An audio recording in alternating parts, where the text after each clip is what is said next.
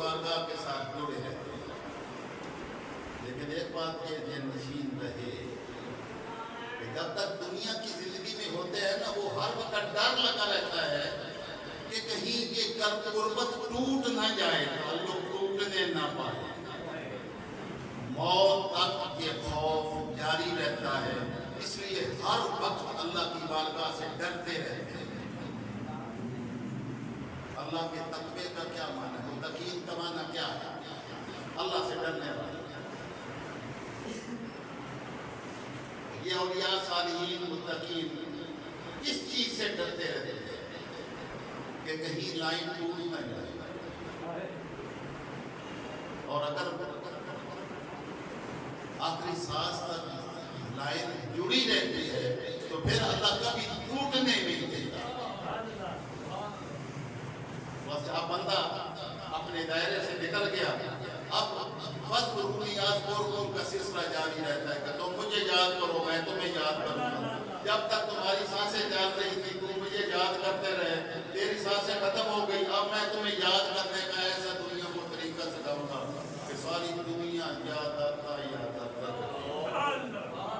ہزار سال گزر جائیں تب بھی لوگ یہی زبان پر یا فرید یا فرید کہتا ہے۔ یہ اللہ کی یاد ہے۔ اب مقامی ولایت اس قرب کا نام ہے کہ بندے کی بندہ رہتا ہے لیکن اپنے مالک کے ساتھ اس کی لائن جڑتی ہے۔ ہم میں سے ہر شخص اللہ کی فرما برداری، اس کے رسول صلی اللہ علیہ وسلم کی مطابقت اور اطاعت اور غلامی کے صدقے میں اپنی محنتوں اور ریاضتوں سے یہ مقام قربت اور مقام ولایت حاصل کر سکتا ہے۔ اس کے لیے کسی قبیلے سے ہونے کی ضرورت نہیں ہے، کسی رنگ نسل سے ہونے کی ضرورت نہیں ہے۔ یہ اس لائن کے جڑنے کا نام ہے، جس کو یہ لائن نصیب ہو جائے اس کو بڑی بڑی یہ بندگی کا ایک مقام ہے، بندہ ہونے کا مقام ہے۔ بندہ اس کے لیے اللہ نے اتنا بڑا مقام رکھا ہے کہ مقام بندگی دے کر نہ روم شان خدا بندی۔ بندگی اتنا بڑا مقام ہے کہ آقا علیہ السلام جب معراج کی رات لامکان کی رفعت ہوئے اللہ کی بارگاہ میں پہنچے تو اللہ نے فرمایا بیما اشرفک یا محمد، اے محمد صلی اللہ علیہ وسلم آپ کو کس نسبت سے پکارا، یعنی آپ کو کیا نام دے کر پکارا؟ تو آپ نے عرض کی بنسبتی علیہ بالعبودیت، باری تعالیٰ مجھے اپنا بندہ کہتے ہیں۔ تو اللہ نے آیت نازل کی سبحان الذی اسریٰ بعبدہ، پاک ہے وہ ذات جس نے اپنے بندے کو معراج کی رات مسجد حرام سے مسجد اقصی تک کی سیر کی۔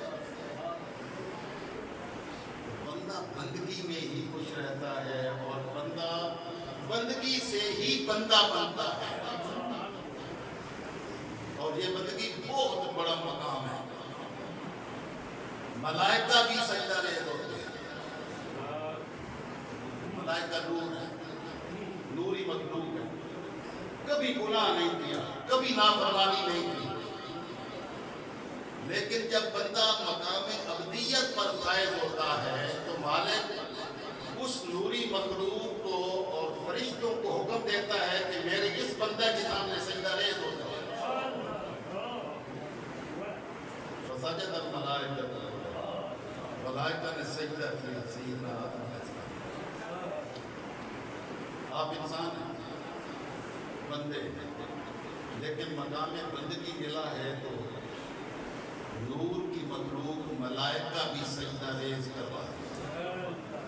اتنا بڑا بندہ ہونے کا مقام۔ اگر بندے کو اپنے بندہ ہونے کی پہچان نصیب ہو جائے تو اس سے بڑا بلند درجہ ہے۔ لیکن ہم تو یہ سمجھتے ہیں کہ تو جانتا نہیں میں کون ہوں، جانتے ہیں کہ تو کون ہے، کسی درویش کو جو ہے نا وہ راستے میں بیٹھے ہوئے بادشاہ گزرا، اس نے اس کی طرف توجہ ہی نہ کوئی توجہ نہیں. نے کہا بھائی یار کون یہ قبول کرتا ہے؟ شہنشاہ، بادشاہ، ملکوں کے مالک لوگ یہ برداشت کرتے ہیں کہ کوئی کھڑا ہی نہ ہو. اس نے کہا یہ یار کون بندہ ہے یہ میرے فرما برداری میں یہ کھڑا ہی نہیں ہوا. اس نے اسے گفتگو کی کہ تم نہیں جانتا کہ میں کون ہوں؟ اس نے کہا میں جانتا ہوں تم کون ہوں. اس نے کہا کہ کیا تم جانتا ہے کہ میں کون ہوں؟ اس نے کہا کہ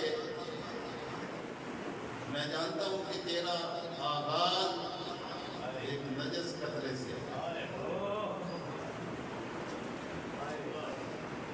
اب جو تیرا حاضر ہے، حال ہے، یہ ماضی ہے تیرا. جو تیرا حال ہے یہ تیرے اندر غلاظت بھری ہوئی. اگر چھرا مار کے تیرے پیٹ میں سے اندر سے نکالے جائے تو سوائے غلاظت کے کچھ نہیں ہے، گندگی ہی نکلے گی. یہ تیرا حال ہے، یہ تیرا ماضی ہے، یہ تیرا حال ہے. مستقبل اللہ جانتا ہے کہ تمہیں کتوں نے کھانا ہے یا تمہیں 1 گز 2 گز زمین کا ٹکڑا میسر آ کے تمہیں دفن کیا جائے گا. یہ تو جانتا نہیں ہے، اللہ جانتا ہے. یہ تیرا مقام ہے. جس کو یہ عجز و انکسار آتا ہے مالک ان کو باقی کا دیتا ہے. اور جو باقی ہوتے ہیں نا، باقی اپنی ذات سے فانی ہوتے ہیں تو اس کی ذات کے ساتھ باقی ہوتے ہیں. جب اللہ کے ساتھ جڑتے ہیں، ملتے ہیں، اپنی ذات میں وہ فنا ہونے والے ہوتے ہیں، فانی. اور اس کی ذات کے ساتھ جڑا ہونے کی وجہ سے وہ باقی ہو جاتے ہیں. حضرت باقی باللہ ایک ہستی، باقی باللہ.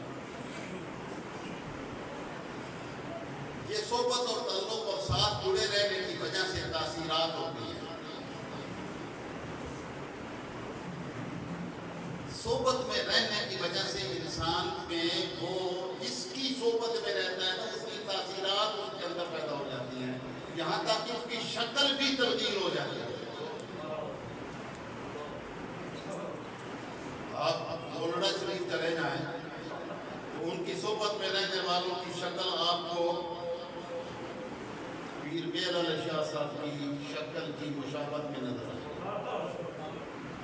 آپ سیال شریف چلے جائیں تو آپ کو ان کی صحبت میں رہنے والوں کی شکل خواجہ شمس الدین سیالوی کی فیضان کی کیفیت میں نظر آئے. شرف پور چلے جائیں، ادھر مرضی چلے جائیں، جس ولی کی بارگاہ میں چلے جائیں ان کی صحبت میں رہنے والوں کی شکلیں اپنے شیخ کی مطابقت میں ڈر جاتی ہیں، رنگ چڑھ جاتا ہے اپنے شیخ.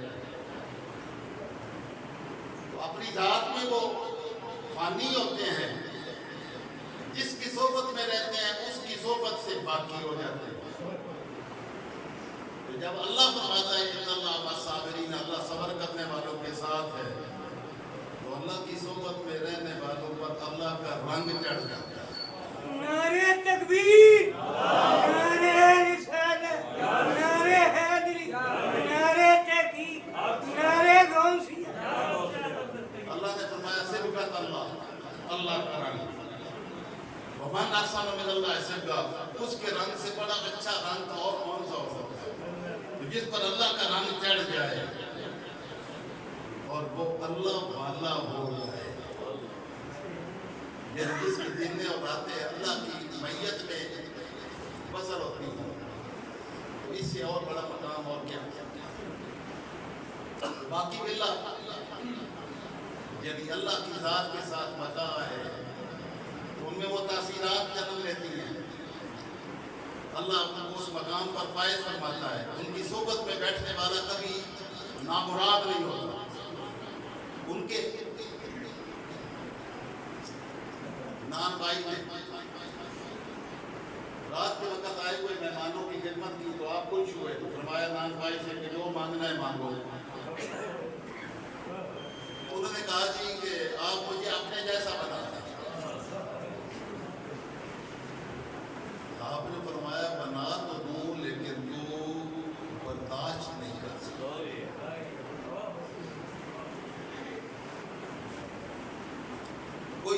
مانگ لے. اس نے کہا کہ نہیں, مجھے اپنے جسم. پھر فرمایا بھی تو تیرے اندر اتنی طاقت, اتنی استطاعت نہیں ہے, کوئی اور چیز لے لے. انہوں نے کہا نہیں.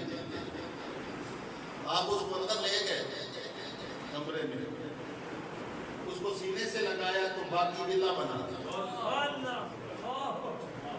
جب باہر نکلے تو لوگوں نے دیکھا کہ 2 باقی بلا کی شکلیں آ رہی ہیں,